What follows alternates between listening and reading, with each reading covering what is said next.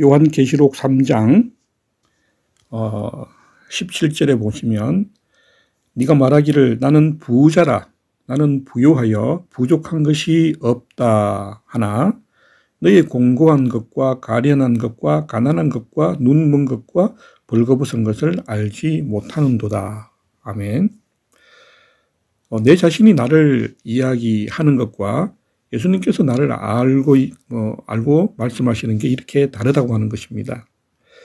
예수를 믿고 그 믿음에 부족함이 없다고 내가 여긴다 할지라도 예수 그리스도가 나를 평가하는 그 방법은 아직도 공고한 상태라고 이야기하십니다. 그리고 가련하고 가난하다고 말씀하십니다. 아직도 너는 볼 것을 보지 못하고 있다고 말씀하십니다. 그리고 갖출 것을 갖추지 못한 상태에 있다고 말씀하고 계십니다. 바른 믿음 위에 섰다고 하고 성경을 아는 지식이 있다고 참된 길로 가고 있다고 여길지라도 예수님의 평가는 전혀 다르게 말씀하고 계신다는 거죠. 믿음의 삶이 무엇임을 아는 사람들은 자신의 추악함과 한없이 약하고 무능하며 마음은 부패하고 교만하여 볼 것을 보지 못하고 알 것을 알지 못하고 마땅한 선택을 하지 못한다고 말씀하고 계십니다. 그래서 우리는 자기 생각을 너무 과신해서는 안 된다는 말씀이죠. 정약용이 이런 말을 했습니다. 사람들은 자꾸 반대로만 한다. 급히 할 것은 저만치 미뤄두고 안 급한 일은 허둥지둥 바삐한다. 눈앞의 삶은 밀쳐두고 훗날의 계획만 세운다. 내일을 위해 오늘을 흘려보낸다. 정약용의 이야기입니다. 이 말을 보면 하지 않아도 될 노력들을 하고 이루지도 못할 일을 애쓰고 그리고 하지 못할 것을 위해서 힘쓰고 성취하지 못할 것을 위해서 마땅히 누려야 할 삶을 희생하고 있다는 거죠. 누려도 되는 것을 보류하고 있고 먹어도 될 것을 아끼고 있고 소유해도 될 것을 미뤄두고 소유하지 못할 것을 위해서 수고만 하고 있다는 이야기입니다. 자, 우리는 하나님 그리고 예수 그리스도께서 우리의 삶에 관하여서 이루고 싶어하는 일을 관심을 두지 않고 그 일에 대해서는 관심을 두지 않고 자기 자신이 원하는 것을 위해서 진리의 삶을 제쳐놓고 있다는 거죠. 오늘 본문의 말씀은 참된 복음을 듣고서 믿음의 삶을 이어가는 그 교회에 주시는 하나님의 말씀입니다.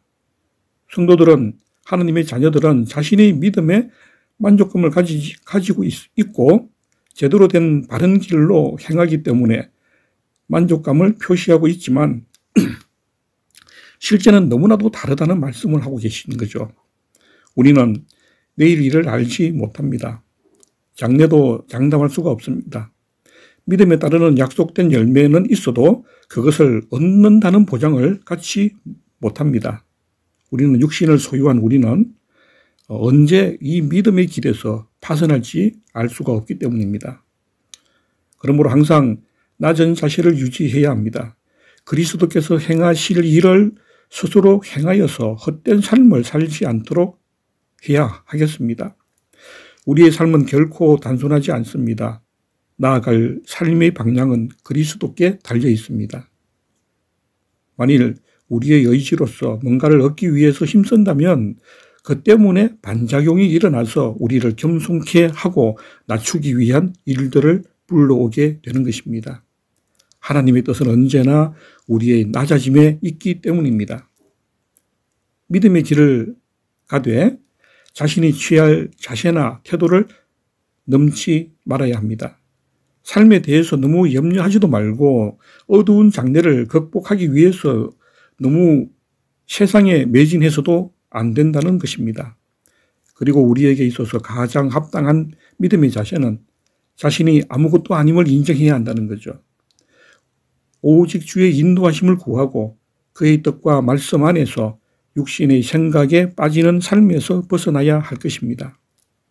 매일 말씀의 의미를 살피고 자기 삶에 받아들이기를 힘써야 합니다. 헛된 삶에 너무 바쁘지 않기를 바라고 어차피 받은 인생이니 진리를 멀리하고 자기 삶에 바쁘게 쫓기는 일이 없도록 해야 하겠습니다. 실제로 우리는 다 잃어도 이런 것이 아닙니다. 모든 소유를 다 빼앗긴다 해도 받은 것일 뿐입니다. 그리스도께 자신을 드렸으면 그의 주재권을 인정해 드려야 합니다. 혹시라도 자기 정욕이나 탐욕에 따라서 행한 것이 있다면 내려놓을 수 있는 정직함을 가져야 합니다. 나의 의욕이 너무 앞서면 그것을 무너뜨리기 위한 상황이 펼쳐질 것을 우리는 예상해야 합니다.